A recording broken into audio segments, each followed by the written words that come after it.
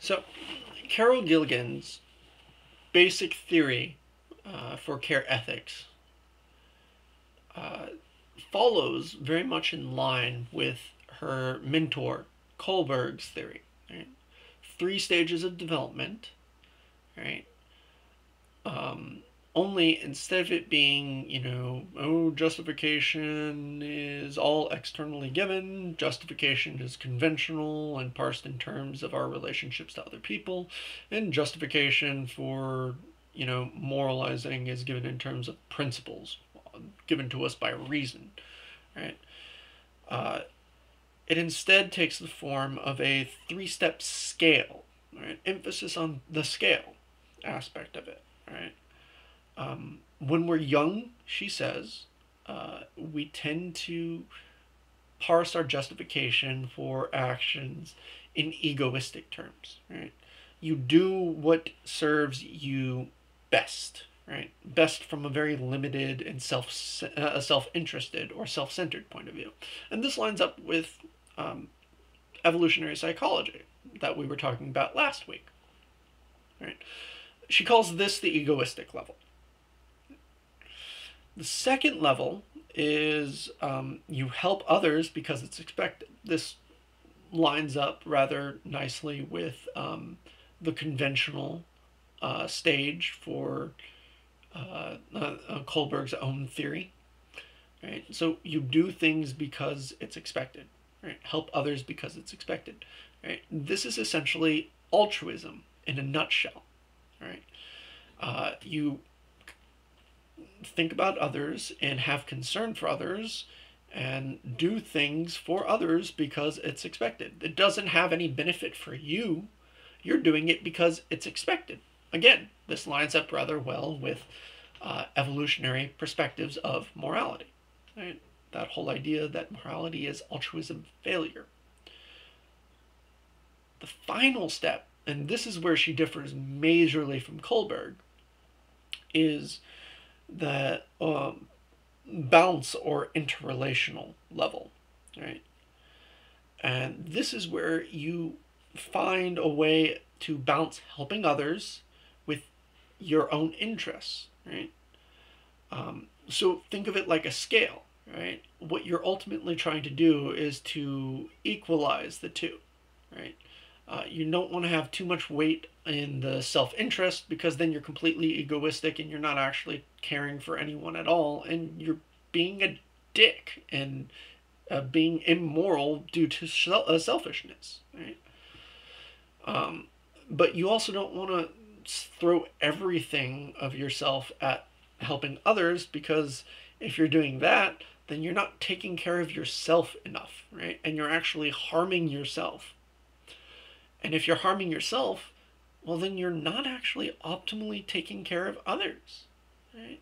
You have to look after yourself in order to be able to appropriately take care of others. So this is essentially altruism failure, the problem of altruism failure in a nutshell. How do we balance, the suffering of others and the concerns of others, right, with our own concerns without losing sight of what's important to us, right? And this is what Gilligan says, right? If you look closely at this model, it's very much like the Aristotelian model of virtue. You have the vice of deficiency on one side. Caring too little makes you selfish and self-interested, egoistic. Caring too much leads you to help others without taking care of yourself, right? So that's the vice of excess. And then in the middle, there's finding that balance, that interrelational structure, focusing on that interrelational structure and caring not only for others, but appropriately for yourself as well. And that's the virtue. Now, this separates out care ethics from the traditional theories that we talked about prior to spring break, primarily because it doesn't make this division between reasoned and emotion, right? If you're talking about caring, you're already talking about valuing, right? You're talking about the value we put in thought and, to some extent, an emotional evaluation that we're doing. So what this says is that this is an understanding of reason that is informed by emotion, informed by valuing, right? In a way that utilitarianism, traditional virtue ethics, and deontology are not, right? What it says is that it's not a matter of choosing between reason or emotion. It's that reason and emotion go hand in hand. Right? The perspective embodies our real interactions with each other because our moral interactions are emotionally laden. Right? When someone violates your trust, it's not just the trust that is damaged. You're emotionally hurt too. Right? And this emphasizes one very, very key aspect of this, right? Of morality, and that's that we are interdependent beings. We rely upon each other. At some point, each and every one of us is dependent upon others, whether it's when we're an infant and we cannot take care of ourselves, or we're sick, or we're injured, or we're old, right? Or anything in between, right? Any circumstance in between where we're not wholly independent, we rely upon others to help us out. So the sort of key concept behind care ethics is, finding that balance between helping others and helping ourselves, and emphasizing that interrelational structure that's at the core of ethics to begin with, of our ethical interactions, our moral interactions. Right? A good way of thinking about this is the phrase, everyone is some mother's child. Right? That shows the interdependent nature. Like, you literally grow in your utero. You rely from birth, or from even before birth, on another human being in order to survive. Right? In order to thrive, we rely on other people. Right? So a little bit of the meta-ethical perspective for care ethics, right? Should already be obvious, since it's so contrary to Kohlberg and everything else that we've gone over so far. It's not focused on rules or principles, right? You can have general rules and principles, but you have to understand that they are more guidelines than anything else. It focuses on the particular and concrete agents and circumstances that people find themselves in.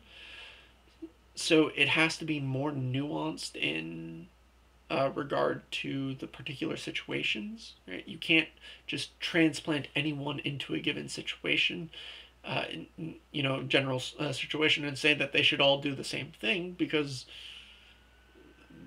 the outcomes might not wind up being the same for these different individuals.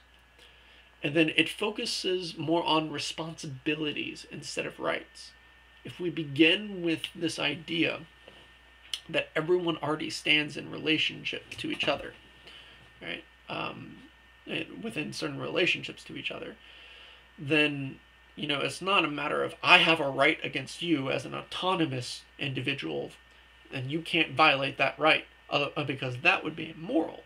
Instead, it's like we stand in these relationships, and based off of these relationships, much like Confucianism, right, going back to the Confucian understanding of virtue, we have particular responsibilities that are dictated by these relationships, such as me as your professor. I have a responsibility to teach you about ethics. Right? That's my job, to the best of my ability. Right? To make sure you come out of this with an understanding of the material, a new way of thinking, tools to help you think through things, right? My job is to, it doesn't, I have that responsibility.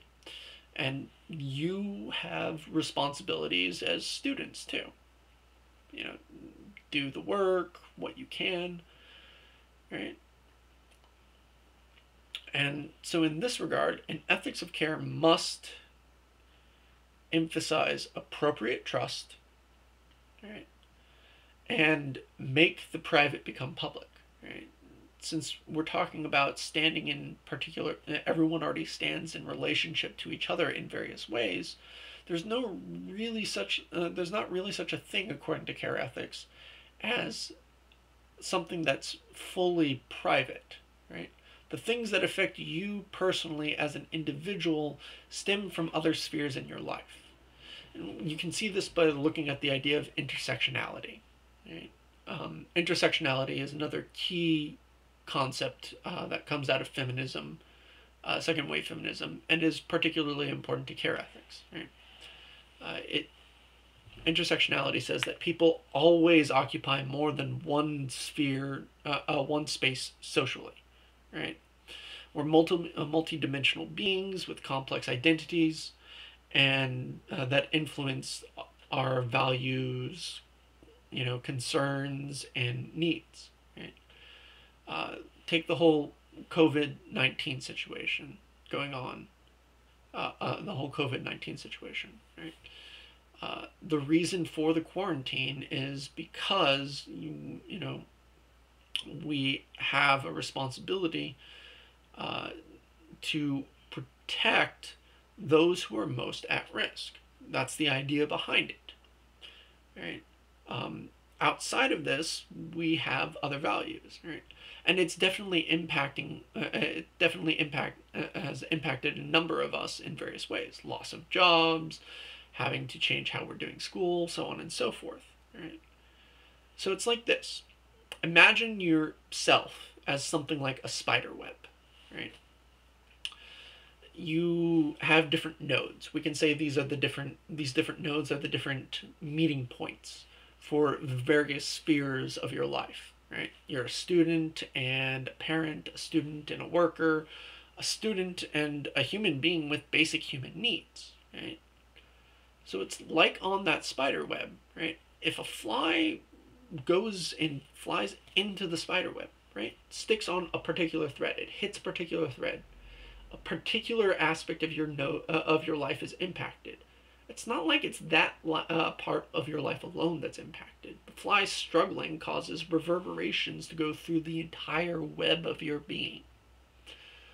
All your beliefs, all your needs, everything about you is impacted to a certain in varying extents, right? The closer it is to one particular aspect of you, whether that be your student life, your job life, your life with your friends, whatever, the more those reverberations hit, right?